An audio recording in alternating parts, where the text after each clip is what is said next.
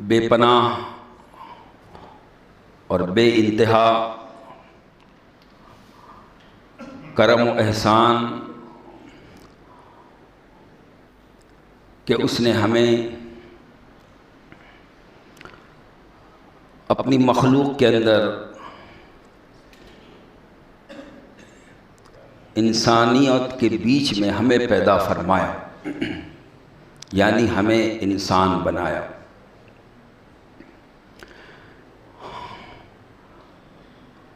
کہ اللہ کی ساری مخلوقات میں کرامت والی اور شرافت والی جو مخلوق ہے وہ ہے انسان۔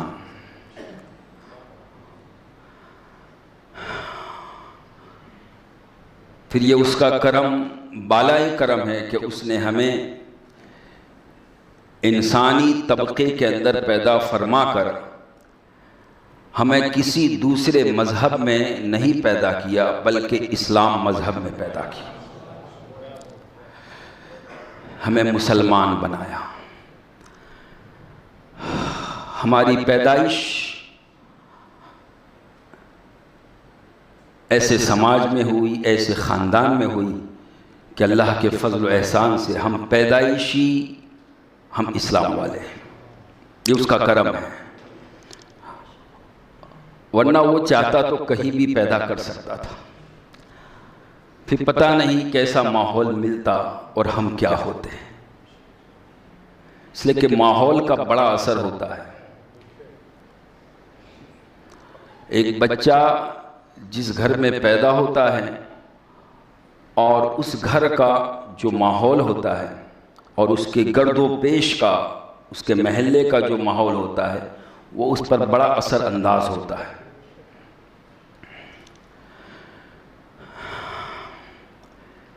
تو یہ اس کا کرم ہے، اس کا فضل و احسان ہے کہ اس نے ہمیں جو ماحول دیا بچپنے میں وہ اسلامی ماحول دیا۔ اب یہ ہماری ایک کمی اور کوتاہی ہے کہ ہم اپنی آنے والی نسل کو اس طرف توجہ نہیں دلاتے کہ ہم مسلمان ہیں، سب سے پہلے ہم مسلمان ہیں، پھر بعد میں جو کچھ ہے۔ مذہب اسلام سے بڑھ کر کوئی شے نہیں، کوئی چیز نہیں۔ سارے رشتے اور سارے تعلقات، ساری نسبتیں اپنی جگہ ہے، ساری دوستیاں، ساری محبتیں سب اپنی جگہ ہے، اس کا اپنا اپنا ایک مقام و مرتبہ ہے۔ لیکن سب سے اونچا جو مقام و مرتبہ ہے اور سب پر جو غالب رشتہ ہے، جو سب سے زیادہ مضبوط رشتہ ہے وہ ہے مذہب کا رشتہ، اسلام کا رشتہ، ایمان کا رشتہ۔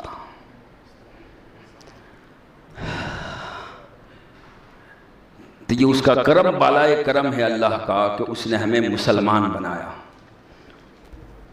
اور پھر یہ اس کا کرم بالائے کرم ہے کہ وہ مسلمان بنا کر ہمیں کسی بھی فرقے میں پیدا کر سکتا تھا، فرقے میں۔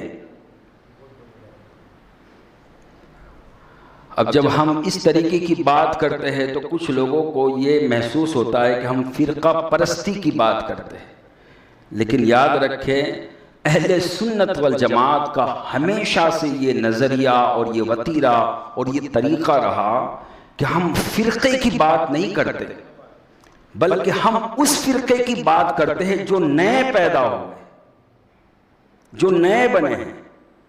اور اہل سنت والجماعت یہ کوئی نیا فرقہ نہیں ہے بلکہ یہ تو صحابہ کرام کے زمانے سے چلا رہا ہے۔ تو آپ کہیں گے کیا صحابہ کے زمانے میں آپ لوگ تھے؟ ہم نہیں تھے، ہمارا جو عقیدہ ہے وہ تھا، ہمارا جو نظریہ ہے وہ تھا، جو عقائد اہل سنت ہے وہ موجود تھے، جو نظریات اہل سنت ہے وہ موجود تھے۔ اور جتنے نئے فرقے بن رہے ہیں ان کے عقائد و نظریات سب عقل مند ہے، سب سمجھدار ہے، سمجھدار کو اشارہ کافی ہے، دیکھ لے کیا کیا نظریات ہیں ان کے. ایسے ایسے نظریات، ایسے ایسے خیالات.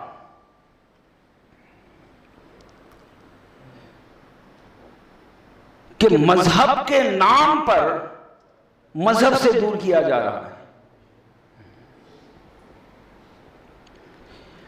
یہ بڑی خطرناک بیماری ہے کہ مذہب کا نام لے کر مذہب سے دور کیا جائے.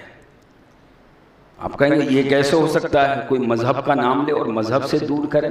ہوتا ہے. جب کوئی مولوی جب بک جاتا ہے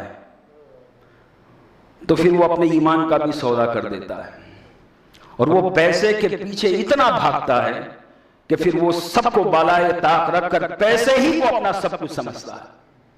پھر وہ حق باطل سب کو ایک کر دیتا ہے، خود بھی گمراہ ہوتا ہے، لوگوں پہ بھی گمراہ کرتا ہے. کہ ظاہر ہے کہ وہ خود بھی گمراہ ہے اور اس کے پیچھے چلنے والے وہ بھی اسی کی طرح نظریات رکھنے میں وہ بھی گمراہ ہو گئے.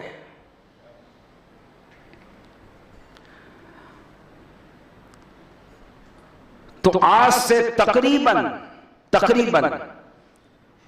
100-125 سال پہلے کہ جب آپ ہسٹری پڑھیں گے، جب اتہاس پڑھیں گے، تاریخ پڑھیں گے، تو اس وقت دنیا کا یہی ماحول تھا کہ کچھ مولوی حضرات، یہ ذہن میں رکھے، دیکھیے اچھائی بھی سماج میں پھیلتی ہے تو مولوی کے ذریعہ، اور برائی پھیلتی ہے تو مولوی کے ذریعہ، گمراہی پھیلتی ہے تو مولوی کے ذریعہ. کیونکہ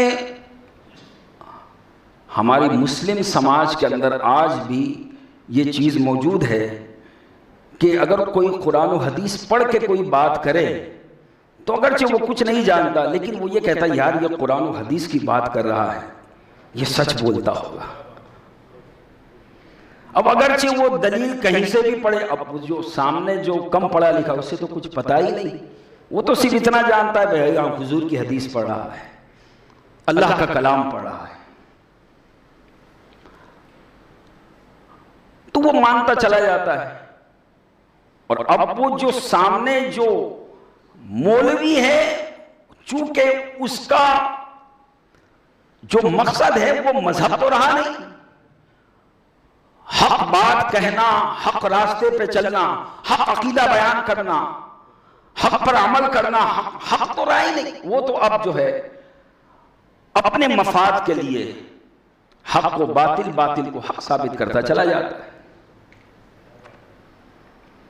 تو ایسے ہی 100-150 سال پہلے کچھ مولوی حضرات، بڑے بڑے خاندان کے، خانوادہ بھی ان کا افضل و اعلیٰ تھا،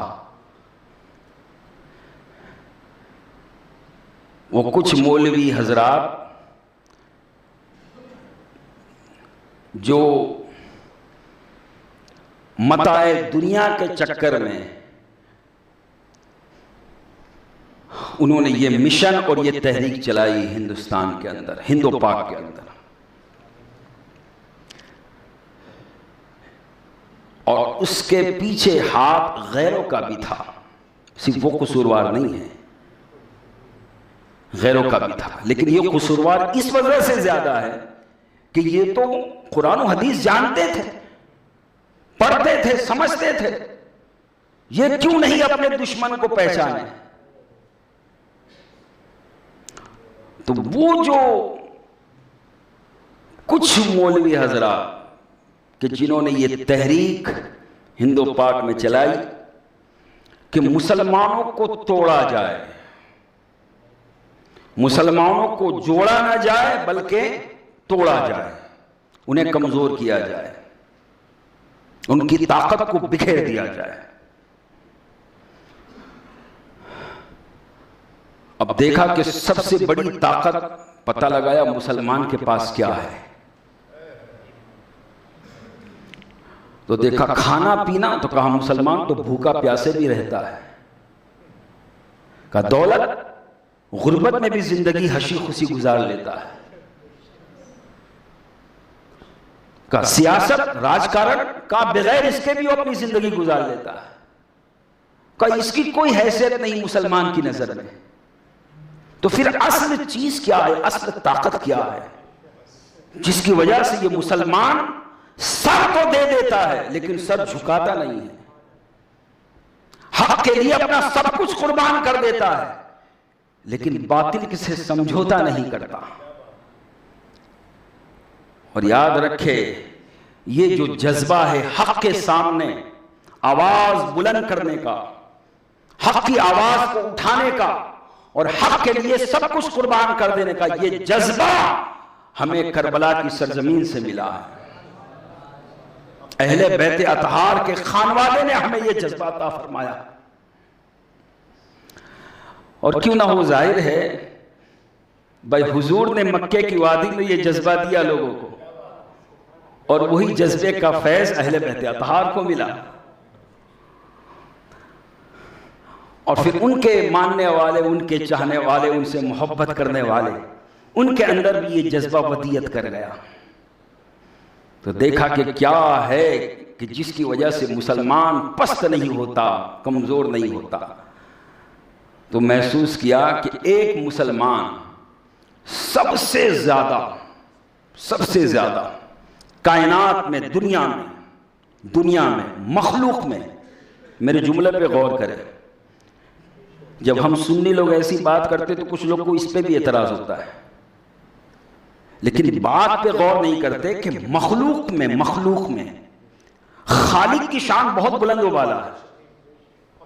ابھی اللہ کا مقابلہ نہیں ہو رہا ہے، مخلوق میں، کائنات میں، دنیا میں، عالم میں، پوری کائنات میں سب سے زیادہ اگر کوئی قیمتی شے، قیمتی چیز ایک مسلمان کے پاس ہے تو وہ ہے اپنے نبی کی محبت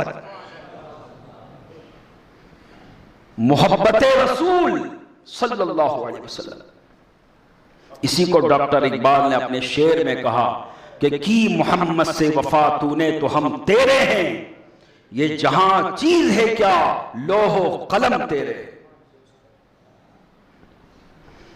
کہ حضور کی محبت، حضور سے پیار، حضور کا عشق، حضور کی چاہت، حضور کا ذکر،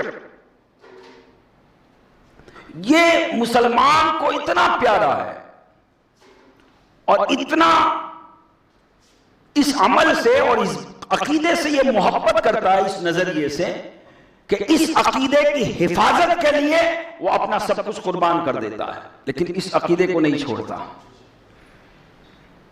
حضور کی محبت. تو کافر کیا کیا جائے؟ کہا اس قوم مسلم سے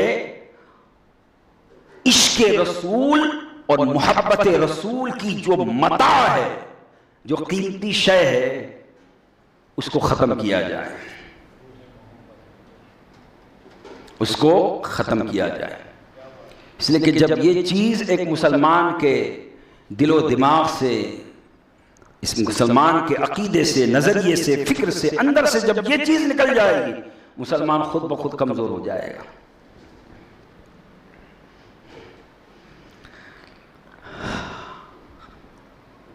اور اس مشن کی تکمیل کے لیے اور اس کام کو انجام دینے کے لیے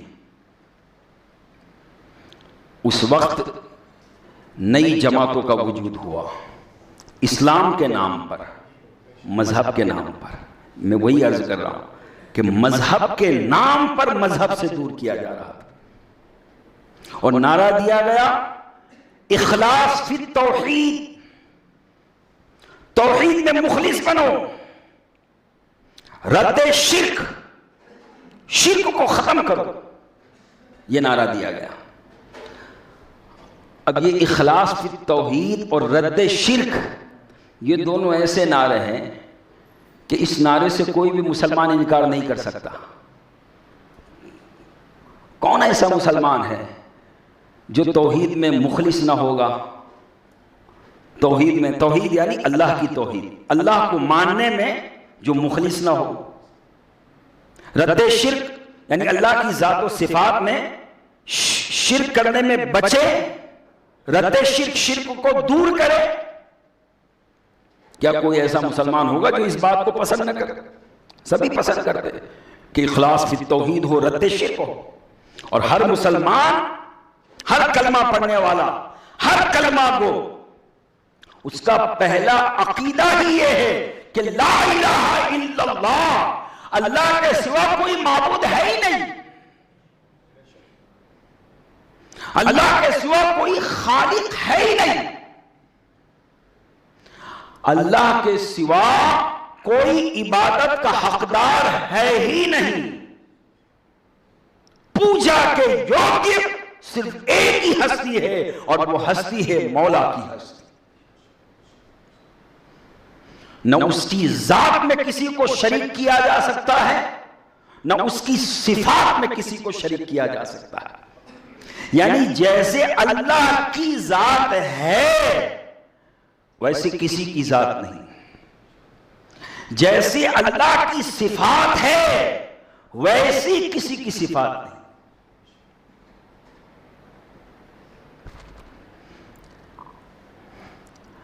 تو یہ نعرہ تو بڑا اچھا تھا، اخلاص فی التوحید رد شرک۔ لوگ اس میں جڑتے گئے اور جب اندر گئے تو پتا چلا کہ اخلاص فی التوحید کے نام پر، رد شرک کے نام پر یہ امت کو اللہ کے پیاروں سے، اللہ کے محبوب بندوں سے دور کر رہے ہیں۔ یہ اصل بات تھی۔ امت کو اللہ کی طرف بلا رہے ہیں کہ ہم اللہ کی طرف بلا رہے ہیں، اللہ کی توحید بیان کر رہے ہیں، ہم شرک کا خاتمہ کرنا چاہتے ہیں۔ اور شرک کس کو گن رہے ہیں؟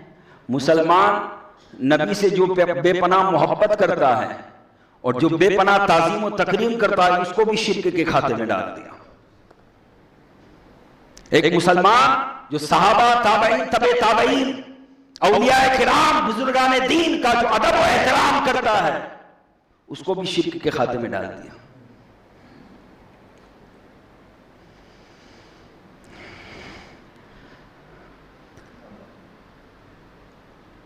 تو شرک اور توحید کا نعرہ لگا کر امت مسلمہ کو جب اجتماعی طور پر گمراہ کرنے کی کوشش کی جانے لگی تو اس وقت اللہ رب العزت نے فضل و کرم فرمایا کہ 1857 کے بعد ایک ایسا سال آیا کہ اس سال اللہ تبارک و تعالیٰ نے ایک عالم باعمل کو بریلی کی سرزمین پر پیدا کیا۔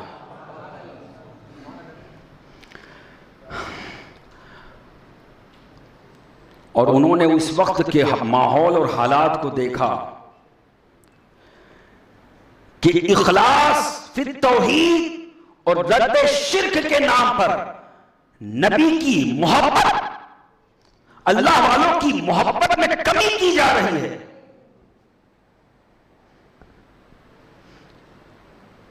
انہوں نے اس کا بھی مقابلہ فرمایا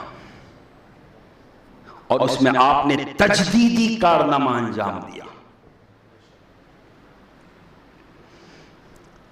اور صرف اسی محاذ پہ آپ نے کام نہیں کیا، بلکہ ایک تو یہ وہ طبقہ تھا جو مذہب کے نام پر لوگوں کو مذہبی عقیدے میں بگاڑ پیدا کر رہا تھا، خرابی پیدا کر رہا تھا، یعنی توحید کے نام پر، رد شرک کے نام پر نبی کی محبت سے دور کرنا، صحابہ کی محبت سے، اہل بیت کی محبت سے، ولیوں کی محبت سے دور کرنا، یہ کام چل رہا تھا۔ اور دوسری طرف کالجیں بنا کر اور لوگوں کو فیشن کا نام دے کر مسلم سماج کے جو نوجوان ینگ جو عبادت میں لگاؤ رکھتے تھے، جو مسجد میں آنے جانے کو اپنی سعادت سمجھتے تھے، جو اللہ رسول کے ذکر اور ترانے گاتے رہتے تھے، ان کو فیشن کا نام دے کر مدرسوں اور مسجدوں سے نکال کر کالجوں اور تھیٹر تک پہنچایا، فلموں کا گرویدہ بنایا، اور ناول پڑھنے کا اور طرح طرح کے دنیاوی کہانیاں پڑھنے کا گرویدہ بنایا۔ وہ قوم مسلم کے نوجوان حضرت سلطان صلاح الدین ایوبی جیسے کہ جو اپنے صحابہ کی تواریخ پڑھتے تھے، ہمارے جو مجاہدین اسلام ہیں ان کی تواریخ پڑھتے تھے تاکہ پتہ چلے اسلام کس طریقے سے ہم تک پہنچا۔ فیشن کا نام دے کر وہ سب چھڑوا دیا گیا اور کہا یہ سب چھوڑو، یہ تو سب پرانی باتیں، ملاؤں کی باتیں ہیں، ملاؤں کی باتیں۔ داڑھی ٹوپی پہننے کو ملاؤں کی باتیں قرار دے دیا گیا، 5 ٹائم نماز کی پابندی کرنے کو ملاؤں کی تعلیم کہا گیا، اور ملا کہہ کر اسلامی تعلیم سے، اسلامی صورت سے، اسلامی طور طریقے سے ہمارے نوجوان مسلمانوں کو اسلام سے دور کیا گیا۔ یہ ذہن میں رکھے، یہ ملا کا لفظ یہ بعد میں بدنام ہوا ہے، یہ ہماری صدی میں بدنام ہوا ہے، ورنہ جب پیچھے جاؤ 700-800 سال پہلے تو یہ ملا عام کو نہیں کہا جاتا تھا، بلکہ جو بہت بڑا عالم دین ہو اس کو ملا کہا جاتا تھا۔ ملا حسن، ان کی کتاب ہے جو آج بھی عالم کورس میں پڑھائی جاتی ہے، لیکن یہ کچھ الفاظ ایسے جو بعد میں بدنام ہو گئے، اس میں سے ایک یہ لفظ بھی ہے، ملا کا لفظ۔ اور ایک دوسرا صوفی، یہ بھی ایسا بدنام ہو گیا، صوفی کا لفظ، حالانکہ یہ بھی بہت بابرکت لفظ ہے۔ 700-800 سال پہلے جو علم شریعت اور علم طریقت دونوں کا جامع ہوتا تھا اسے صوفی کہا جاتا تھا۔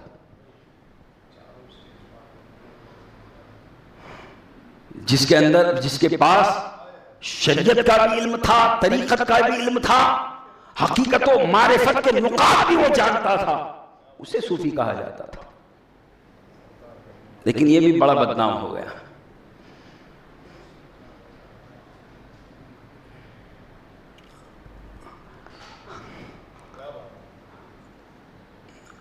تو میں عرض کر رہا تھا کہ نوجوانوں کو فیشن کا نام دے کر اسلام سے دور کیا جانے لگا، اور آپ خود دیکھ لیں آج وہ اپنے حربے میں کتنے کامیاب ہیں۔ ہم خود اپنے ماحول کو دیکھ لیں، ہمارے نوجوانوں کا کیا حال ہے۔ خود اب ہم میں سے ہر ایک اپنے گریبان میں جھانکے۔ یہ قوم مسلم جس کا اسلامی طریقہ ہر مسلمان جانتا تھا کہ ادب کا تقاضا یہ ہے کہ اپنے بدن کو پاک رکھے، جب پیشاب کرے بیٹھ کے پیشاب کرے، اپنے اوپر چھینٹے نہ آنے دے، استنجا کرے۔ لیکن فیشن کا نام دے کر کھڑے کھڑے پیشاب کرنے کو فیشن کا نام دیا گیا، اور استنجا نہ کرنے کو فیشن کا نام دیا گیا۔ شراب جو ہر مسلمان کا عقیدہ ہے کہ یہ حرام ہے، قطعی حرام ہے، اس لیے کہ قرآن و حدیث سے واضح طور پر اس کی حرمت ثابت ہے۔ جو شراب کو حلال سمجھے اس کا ایمان ہی نہیں۔ لیکن مسلمان جو شراب سے اتنا بچتا تھا، شراب کا ایسا گرویدہ بنایا گیا کہ شراب پینے کو فیشن کا نام دیا گیا۔ کہا ٹھیک ہے ایسے عادتاً مت پیو، لیکن کبھی انجوائے کر لو، کبھی تھوڑا مزہ لے لو، شادی بیاہ کا معاملہ ہے تھوڑا پی لو، دوست سب جمع ہوئے تھوڑا پی لو، یہ فیشن کا نام دیا گیا۔ بظاہر یہ بڑا چھوٹا عمل لگتا ہے کہ یار اس میں کوئی بات نہیں، لیکن یہ بہت بڑا گناہ ہے، سخت حرام ہے، اور یہ گناہ کبیرہ ہے، بڑا گناہ ہے۔ لہذا ہمارے مسلمان نوجوانوں کو اس پرفتن ماحول میں اپنے آپ کو ان بیہودہ کاموں سے بچانا ہے، اور یہ سب سے بڑا جہاد ہے۔ آج کا جہاد تلوار لے کے نکلنا یہ جہاد نہیں ہے. آج کا جہاد مسلمانوں کے لیے یہ ہے کہ اپنے عقیدے کو بچائے اور اپنے اعمال کو اچھا بنائے. یہ سب سے بڑا جہاد ہے.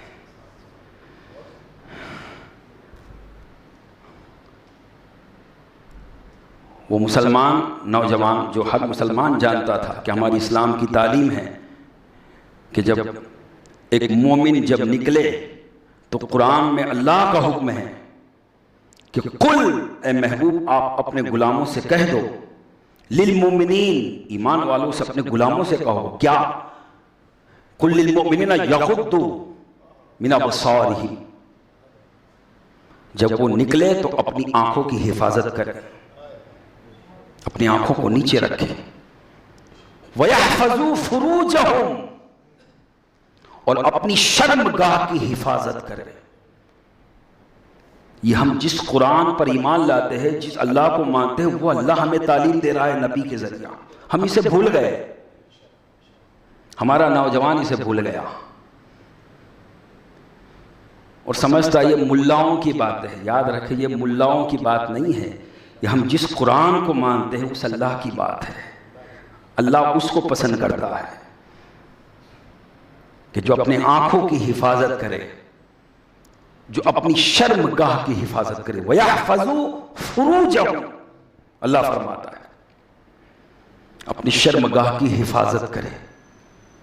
آج کے اس پرفتن ماحول کے اندر بالخصوص نوجوانوں کو ان آیتوں پہ غور کر کے اللہ رسول کی محبت میں ڈوب کر اگر وہ شیطان کے بہکاوے میں آ کر اس راستے پہ چل پڑے تو آج ہی سے سچے دل سے توبہ کر لیں کہ ہم اپنی زندگی کو پاکیزہ بنائیں گے. اپنی آنکھوں کی بھی حفاظت کریں گے اپنے اعضاء جو خاص ہے اس کی بھی حفاظت کریں گے. اس لیے کہ یہ جو کچھ دیا ہے یہ آنکھ سے لے کے پیر تک یہ پورا جسم یہ ہمارا نہیں ہے. ہم سمجھتے ہمارا ہے لیکن اگر گہرائی میں جا کے دیکھیں تو یہ ہمارا نہیں ہے بلکہ یہ اس کا ہے جس نے پیدا کیا ہے. یہ اس کی ملکیت ہے ہماری ملکیت نہیں ہے. ہم سمجھتے یہ ہمارا ہاتھ ہے یہ ہماری زبان ہے یہ ہماری آنکھیں ہیں یہ ہمارا مکان یہ ہمارا یہ سب کچھ ہمارا. آنکھ جب بند ہوگی تو پتا چلے گا یہ کچھ ہمارا نہیں. یہ کچھ ہمارا نہیں تھا. ہم ایک وہم میں تھے خواب میں تھے کہ یہ سب ہمارا ہے اور جب آنکھ بند ہوگی تو خواب سے آنکھ کھلے گی کہہ رہی یہ تو ہمارا کچھ بھی نہیں تھا. نہ ہمارا بدن ہمارا نہ ہمارا جسم ہمارا نہ ہمارا مال ہمارا نہ ہماری دولت نہ ہماری شہرت کچھ ہمارا نہیں. پھر ہمارا ہے کیا؟ ہمارا ہے کیا اسی کو سمجھنا ہے. یہ ہمارا کچھ نہیں ہے.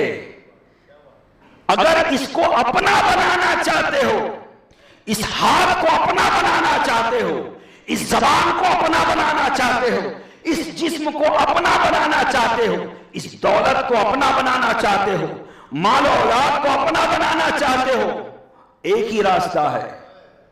ان تمام چیزوں کو اللہ رسول کی اطاعت میں لگائے پھر یہ سب ہمارا ہے ورنہ کچھ ہمارا نہیں. اور میں دعوے کے ساتھ کہہ سکتا ہوں کہ یہ تعلیم یہ سبق حضور نے تو دیا ہی ہے لیکن آپ کے جتنے غلام جتنے جانثار جتنے نائب جتنے وارث آپ کی امت کے جتنے شہید جتنے صالح جتنے اولیاء سب کا جو ایک مین جو اصل تعلیم اگر دیکھیں گے تو پوری تعلیم کا نچوڑ یہ نظر آئے گا کہ سب کچھ جب اس کا ہے تو اسی کی اطاعت میں لگاؤ بس. اور ظاہر ہے جب مسلمان یہ سوچ لے کہ یار ہمیں آنکھ سے وہی کام کرنا ہے کہ جس کا اللہ نے حکم دیا ہے پھر وہ کبھی گندی چیز کی طرف نہیں دیکھے گا. اگر یہ سوچ لے کہ مجھے اپنے اعضاء سے وہی کام کرنا ہے جس کا اللہ رسول نے حکم دیا ہے تو پھر اپنے اعضاء کو غلط استعمال کی طرف نہیں لے جائے گا۔ آج کے ماحول کے اندر وہ نوجوان جو دنیا کی محبت میں، شیطان کی محبت میں غرق ہو کر،